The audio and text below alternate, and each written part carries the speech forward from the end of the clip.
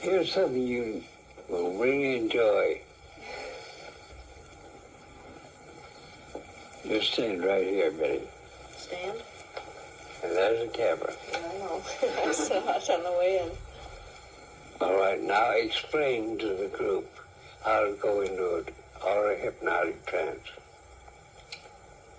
Well, Her glasses are very nice to look at. my husband used to use me as a demonstration subject frequently at meetings. And it was originally for induction techniques. And eventually, we both became aware that we frequently were moving at different speeds, that he would be either rushing me a little or holding me back, and so he started just telling me to go into a trance, and he'd leave me alone for a few minutes and would not utilize any sort of suggestions. And someone or other asked me one time if I could describe how it felt, and I found I can.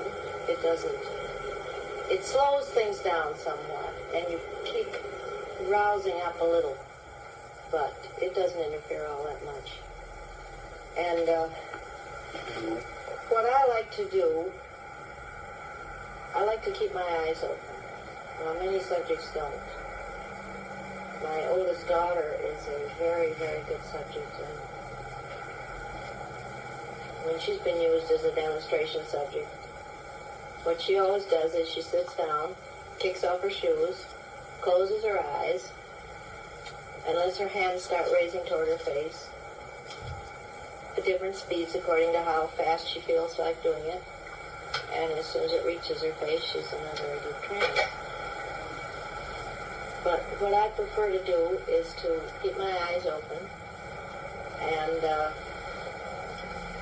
look at some spot of reflected light that's somewhat irregular in shape.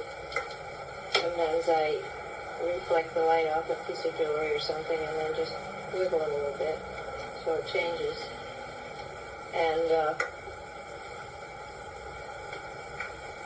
what you do is you don't exactly concentrate on it. What you do is you let it occupy the center of your attention in a kind of an effortless way. And then while I'm doing that, I like to run through the different sensory fields in my mind and just observe how they change. And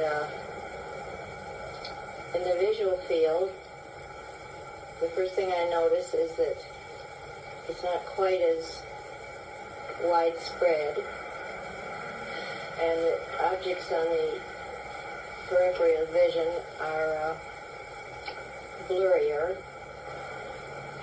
and that they tend to lose their identity.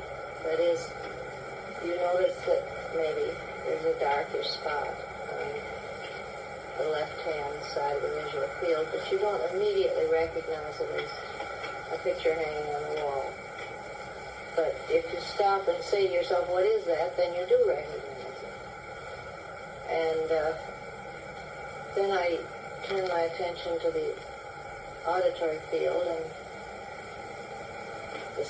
there's always some sort of background noises, traffic noises or noises from the audience, and sometimes air conditioner or clock ticking. And the same thing is true, that they're dimmer and blurrier, and again, you don't immediately recognize it. That if you think about a certain sound and ask yourself what it is, then you do identify it, but like a car going by, birds singing outside, sometimes there are many today, but sometimes there are. And then I turn my attention to the sense of touch and the kinesthetic fields, and the more distant parts of the body, the sensations are again blurrier, and you have to kind of ask yourself, where is my right hand, if you want to know, and then you can tell. But there isn't that immediate knowledge of how you're standing or sitting. And then when I go back to the visual field again, this time it's quite a bit more constricted. And there's a slight change in the color values, I think. It's as if the whole spectrum had moved toward the blue field a little.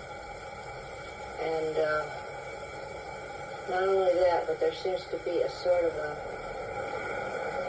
bluish haze hanging in the air, like you see when you are at the Grand Canyon or distant vistas of that sort.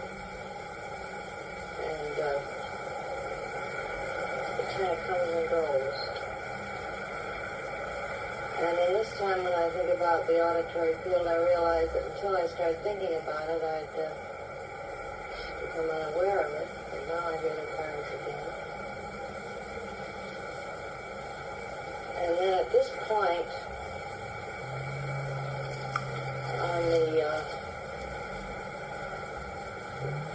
sensory, the kinesthetic and the touch, fields of touch, I always think of my favorite doll when I was a little girl that jointed and strung together with interior elastic bands, and once in a while the elastic would lose its elasticity and it would have to be restrung. And it was all attached together, but it was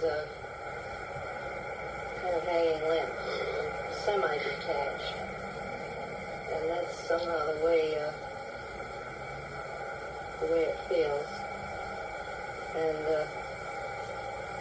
I usually, if he tends to be working or wants to continue lecturing, I usually end up going back to the field of vision, because I've always been very much interested in vision and color vision. And at this point, it's the blue field is, that blue haze is continuous now. And then there's another rather peculiar phenomenon that people and objects and things seem to have a little backlighting, as if there was a light source in the background somewhere, and there's a sort of a slightly lighted field surrounding things. I sometimes think that this is what makes less unscientifically minded people think is an aura. That they go into a trance and they get that backlighting, and they think it's around the person rather than change in their own eyes. And they look at a person, but it doesn't occur to them to look at a filing cabinet or something and see that it has the same thing. It's something you can kind of play with. You can stare at it for a while and then stare at a blank wall or something, and you can sometimes get an after image of it, which is another thing that convinces me it's a phenomenon of the eye itself, of the changes in the retina, perhaps.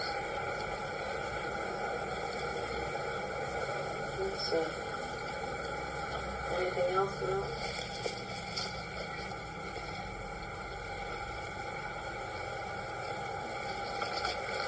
Are you comfortable? Yeah. I'm going to ask you something that you really don't like to do, I'd like to have you do it. Take a look straight ahead and see McTeer and his wife just come in. And hear what they have to say.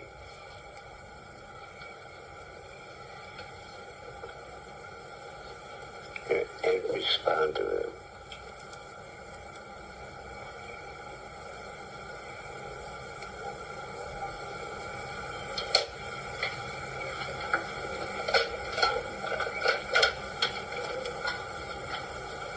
They just told me they're living in Florida. They live in Florida. Yeah. How are the girls? Grown up. Oh, yeah. How does look? Oh, there she was. Who isn't? Who wouldn't? That's right. She looks young of her age. All right. Now you can begin describing how to wake up. Well, it's usually I do it a little faster. Because I could wake up immediately, wide awake, but it's kind of annoying to do it that way. I like to do it more slowly and to reverse the process in a way, but faster, by thinking of the different sensory fields and noticing how they change again, and the bluish haze, instead of being constant now, is fluctuating. I think it's a circulatory thing, because it seems to be come and go at just about the same rate as a heartbeat would. Or maybe it's a tension phenomenon. Anyway. And the visual field is wider spread. And that's the first car I've heard go by for a while. But now I hear the cars going by. And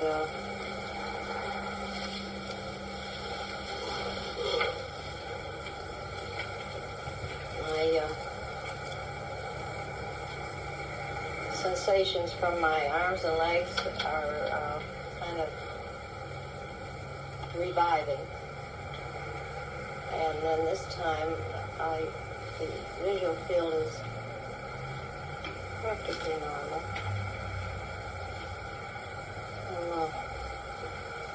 It just slowly becomes the usual. My hands tend to get a little cold, but not the way they used to. It used to be when I do that, my fingers would end up ice cold, but I got interested in the autogenic training. I read the book and tried out those exercises, and they include your hands and feet being warm. And I never had any real trouble after that. Well, Are you fully awake? yeah. Very well? Yeah. Okay, very well. Okay.